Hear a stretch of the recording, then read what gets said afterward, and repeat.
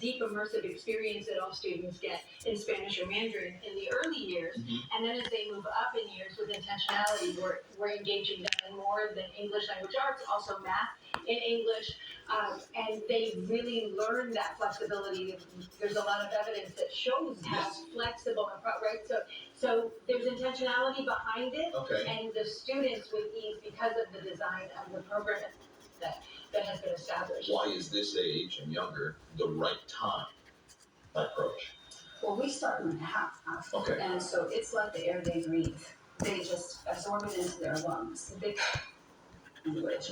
And so this is the time to teach children the target language, teach them the culture, the tradition, to be comfortable in being around Spanish people. And so then as the children get older, in the beginning the children are obtaining the language. In the older ages, the children are retaining the language. We're teaching them to think in the language, to speak critically in the language, to problem solve in the language, so that it becomes part of their natural day. Of who they are. Yes. I got only 1,000 more questions, so sit tight when we come right back here on Campo. More on the academic success at the Jump Immersion.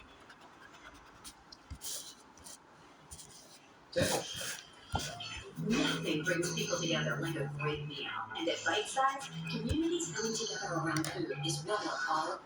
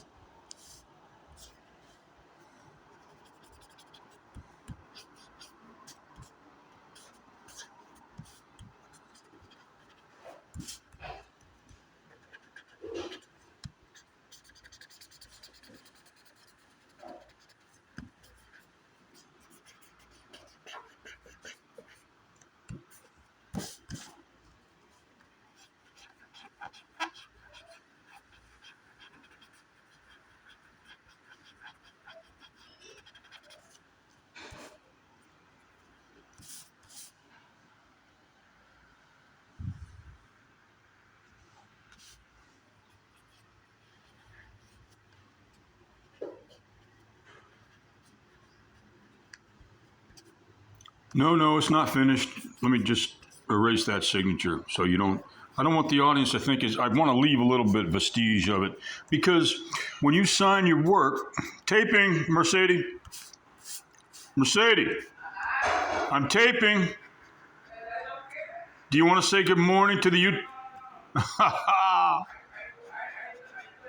She's a really wonderful person, but she's busy in the kitchen. Okay, so. Well, I lost my. Oh yeah, everything is important. Ultimately you're just having you're telling a story, and the ultimate.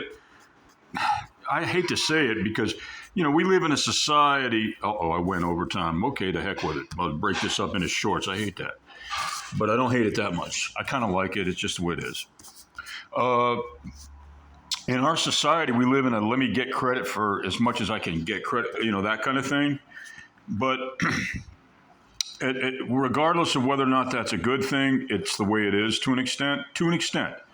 Now, there was an interview. Let me just close this segment out by saying that I saw an interview with Sly Stewart, who was also known as Sly Stone, who was just an absolute genius musician. Not only genius, but like Prince. And as a matter of fact, because of him, there was a Prince. And like Jimi Hendrix, he brought cultural groups together with music. He didn't try to separate them. Music should never be for that. That's weaponizing music, and that's an obscenity. Music should be to unify humanity in a positive way. And Sly Stone, Jimi Hendrix, and Prince were three of the greatest. There's many others, but they were the greatest that come to mind. Sly Stone did an interview before he died. He was elderly already. Not elderly. You know what? He was never elderly. He was young his whole life. But he was just a humble old man at this point, who somebody found living in a very humble circumstance, but he was not complaining. There was all this kind of like hoopla with the media because there's a lot of morons in the press who they're just morons.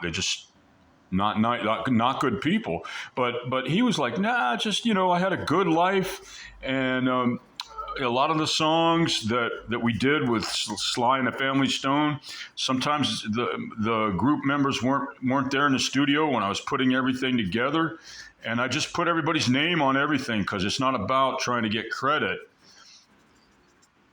Not all the time, for God's sake. It's just not. But then again, you do have to try to pay the bills. So the part of the deal is you have to try to get credit for your work. But at the same time, there's this mentality that tempts people once you get past a certain point of success, which has to do with, or so I've heard, has to do with, let me get as much as I can. Let me play the game the way it's being played around me. This kind of mentality, and that'll kill you. Although there are perpetrators of that mentality that a lot of times are in management, who it doesn't kill them, but they need other people's blood, it seems like artists, creative artists, which is why some people say, well, what happened to Jimi Hendrix? Well, one thing that happened was that somebody like that, you might say a predator, a management predator, in the sense that they made him, it's not even, I don't want to blame, I want to sit here play the blame game, but when you are a young artist and you ain't got nothing, and it's a choice between doing your music or working at McDonald's, and then all of a sudden you're famous. So the point being that when you're young and somebody says, here, contract, and all of a sudden it's, I don't have to worry about working at a car wash anymore. I never again have to worry about that. And all I have to do is sign that. And the guy's sitting there with a pen saying, if you don't sign it, you'll never work again. And you're like, okay, sign it. So then 3 years later, and this happened to Hendrix. 3 years later, somebody came up and said, you signed this in 1965 before you were famous, and we're going to hold you to it. You got to make 3 albums for us. Something like that. Okay, so we're up to 7 minutes. I really got to work hard to break this up. It's going to take a while because the data is really slow this morning. On the morning of July 5th, 2026. Everybody have a great rest of the 4th of July weekend. Thank you. Thank you.